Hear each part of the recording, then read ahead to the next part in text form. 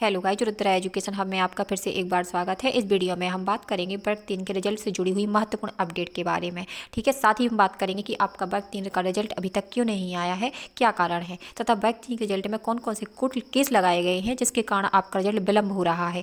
हर एक मुद्दे पर, हर एक बिंदु पर चर्चा करेंगे।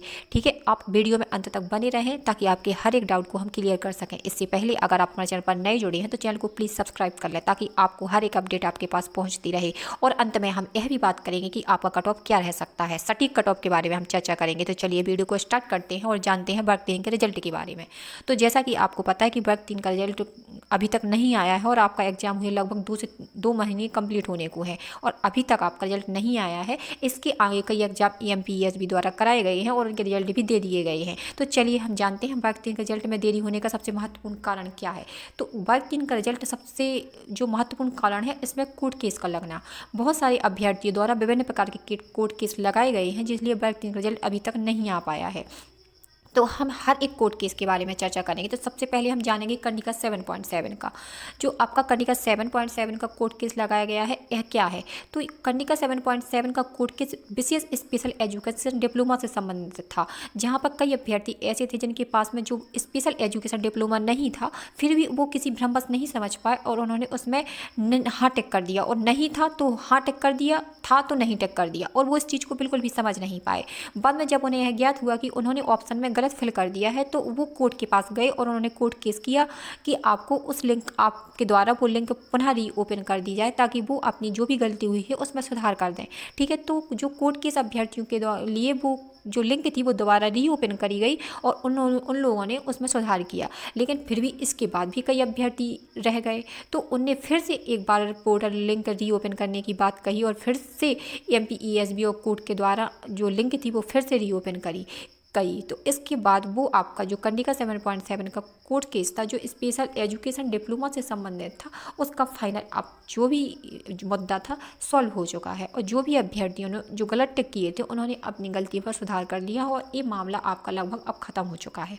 अब बढ़ेंगे हम नेक्स्ट जो कोर्ट केस है उसकी तरफ। तो नेक्स्ट आपका जो केस है वो है आपका 12.4 का केस। तो इसके बारे में हम जानेंगे कि आपका जो 12.4 का केस है वो क्या है। यह केस है जनरल अभ्यर्थियों का OBC SC ST अभ्यर्थियों के लिए। जो रिजर्व कैटेगरी है उनका जनरल अभ्यर्थियों के सापेक्ष आपका यह कोर्ट केस किया गया है। तो इसके बारे में हम डिटेल से जानेंगे। तो यह कोर्ट केस है आपका कि अगर पात्रता परीक्षा में जो रिजर्व कैटेगरी के अभ्यर्थी हैं उनके नंबर अगर पात्रता परीक्षा में 90 से कम है और चयन परीक्षा में आपके कितने भी नंबर आते हैं, आप भले ही मेरिट में हों, तो जनरल अभ्यर्थियों की सीटों पर वो नहीं जा पाएंगे। इसीलिए उनने केस किया था कि जनरल की सीटें हम नहीं देंगे। अगर आप 90+ हैं और अगर आपने अच्छे नंबर चयन परीक्षा में लाए हैं तो आप जनरल की सीट के दावेदार हैं। लेकिन अगर आपकी पात्रता परीक्षा में 75 और 90 के बीच नंबर हैं और आप 90+ क्रॉस नहीं कर पाए हैं और चयन परीक्षा में आपके भले ही बहुत अच्छे नंबर आए हैं तो आप जनरल की सीट का हक नहीं मार सकते।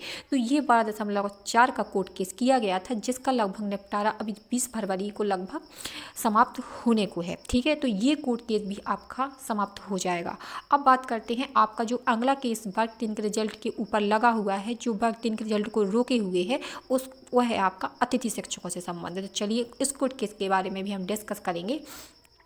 तो नेक्स्ट आपका कोर्ट केस है अतिथि आरक्षण से संबंधित। तो अतिथि आरक्षण से संबंधित है आपका कि अतिथि का, जैसा कि आपको पता है कि सरकार द्वारा 50% आरक्षण की मांग की गई थी कि आपको 50% आरक्षण दिया जाएगा। लेकिन जब आपका यह प्रावधान आया उस टाइम पे आपका वर्ग 3 का जो एग्ज़ाम है वो हो चुका था।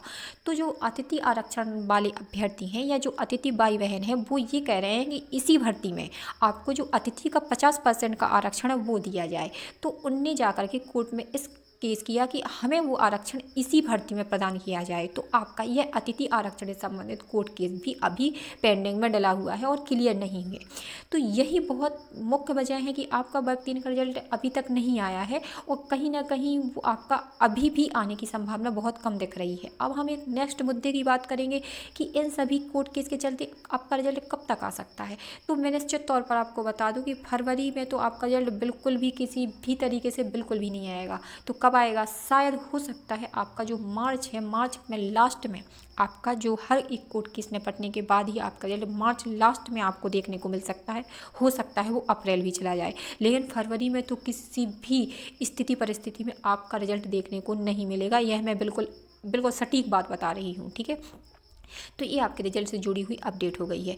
अब हम बात करेंगे आपके कट ऑफ के बारे में कि आपका कट ऑफ क्या रह सकता है, ठीक है। तो कट ऑफ की तरफ बढ़ते हैं, तो इसमें हम बात करेंगे सबसे पहले नॉन गेस्ट अभ्यर्थियों के लिए कि नॉन गेस्ट भाई बहनों का हमारा क्या कट ऑफ रह सकता है।